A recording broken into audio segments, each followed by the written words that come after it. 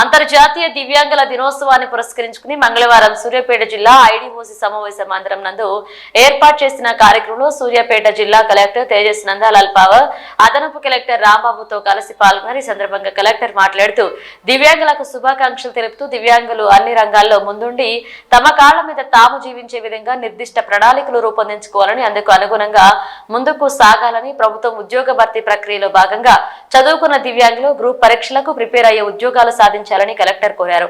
సూర్యాపేట జిల్లాలో దివ్యాంగులకు కావాల్సిన అన్ని సౌకర్యాలు కల్పించడం జరుగుతుంది అని, కలెక్టరేట్ కార్యాలయాలకు వచ్చే దివ్యాంగులకు అనుగుణంగా అన్ని ఏర్పాట్లు చేయడం జరిగిందన్నారు.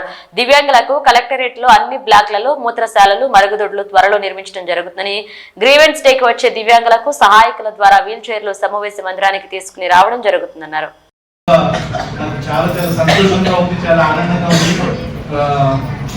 ఇక్కడ రావడం కలెక్టరేట్ ప్రాంగణంలో సూర్యాపేట జిల్లాలో ఈ అంతర్జాతీయ వికలాంగ దినోత్సవం అంటున్నారు, కానీ వికలాంగ అనలేము, దివ్యాంగ దినోత్సవం అని మనం పిలుస్తూ ఉన్నాం.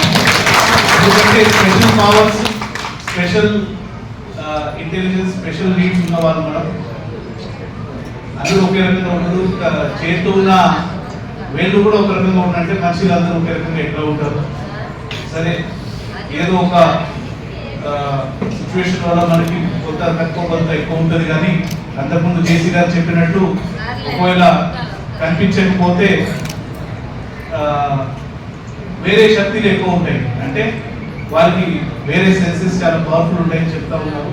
అది కూడా నేను చాలాసారి గమనించిన. సరే, ఆఫ్ కోర్స్ ఆ విషయాలు కాస్త మనం అర్థం చేసుకున్నా కూడా ప్రత్యేకంగా